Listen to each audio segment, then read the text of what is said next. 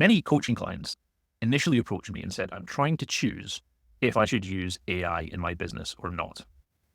And whilst 12 months ago, that may have been a fair enough question, increasingly, the choice is not the same. It's now the choice of whose AI should I be using in my business, my own AI or somebody else's? And this is a very different question with very different stakes. Now, when you are working by yourself, you're using software, you're using smartphones, you're using your computer, even the tools that you use. Perhaps you use the Google Suite, and Google, of course, are building Gemini, which is their AI system, into the workflows within something like Google Suite. So you will end up using that.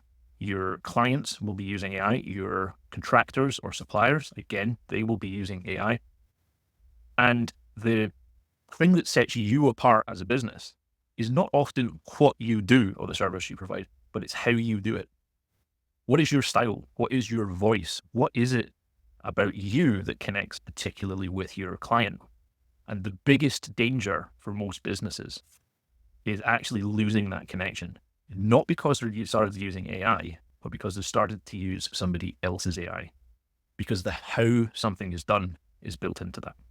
And if that how is not you, does not reflect you and your company, and does not connect with your customer the way that you connect with your customer, then there's a big danger that you're just going to get lost in the noise.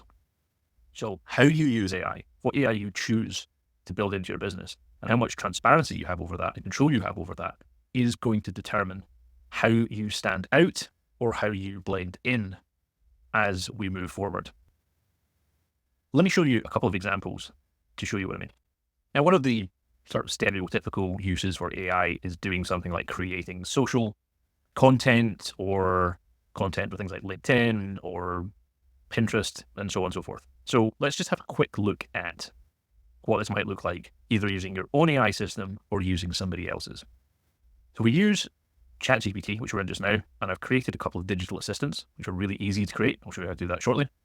And I'm going to use a fake company, LeadNexus, which is an SEO company. So they're principally going to be based on something like LinkedIn.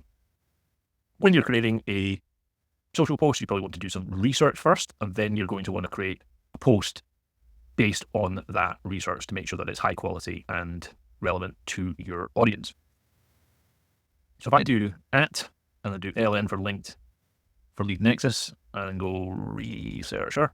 So we want this tool. So we've brought in this digital assistant, and we're going to say, search the web for news on recent changes in SEO, because it's an SEO company. We're interested in the clients of LeadNexus are interested in developments in SEO, and that's why they use this particular company. So here's quite a detailed set of information. And the really important thing is it's got links so we can verify that this is good, solid information. So this is where it came from, and there's our raw data. So if I go back into ChatGPT, we know that these elements here are trustworthy, and we can include these links as references in our post so that whoever's reading it can go and look at it if they want more detailed information about what we've curated for them. And we can also just demonstrate that the quality of what we put together is real so they can trust it. And I'll say, right, this is good. And I might say something like, read these articles and find any surprising or contradictory information.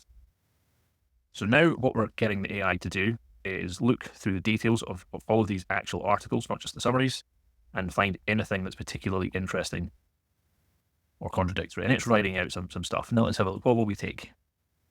Rise of AI, change in local. Let's take number 5. Now, if I was to then go, let's bring in a new digital assistant, which is going to be our LinkedIn. What is it going to be? Yep. It's going to be our LinkedIn post writer.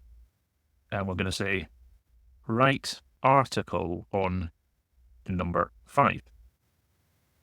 So when it's done, it's just looked at this bit here that our previous digital assistant created for us, and it's writing us a LinkedIn article on this particular finding, which was essentially a meta-analysis of all of these elements here. So there we go. That's great. Now let's take that digital assistant away and let's do lead nexus. Let's do that. Lead nexus, and we want image. Let's take our image creation and we just say create an image for the article above, and it creates. Now, what I want you to know here is what is being done here is we have three particular digital assistants. One is a research digital assistant, and that one has been trained on the audience for this company. It's been trained on the voice for this company, the value add that they provide, how they want their customers to feel, how they want their customers to be treated, what their customers find the most valuable. So when it went to do the search for the elements that we wanted in its first step, it did it from the viewpoint of this company and from the viewpoint of that customer. It was not a generic search. Secondly, when we took the second digital assistant to curate the information, do the analysis, and find what would be really interesting or contradictory or surprising, what would really bring value to that customer, that is again baked into that digital assistant to represent that company authentically. And then finally, when we wrote the article, again, the voice of the company, that authentic voice of that company was built into how that article was written so that it really connected with and brought the desired value to the company. And then finally, we've just got an image created. This is, maybe wouldn't use this image. I possibly wouldn't use ChatGPT to create these types of images. I would use a different method.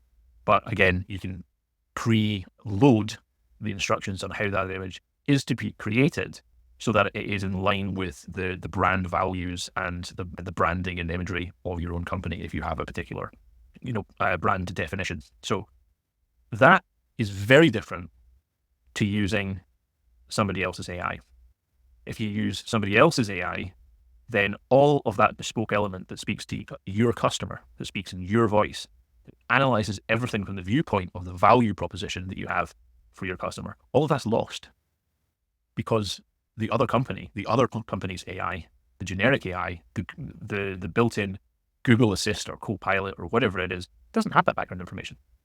And it's not going to be able to represent you or your customer's desires at the same level that you can yourself.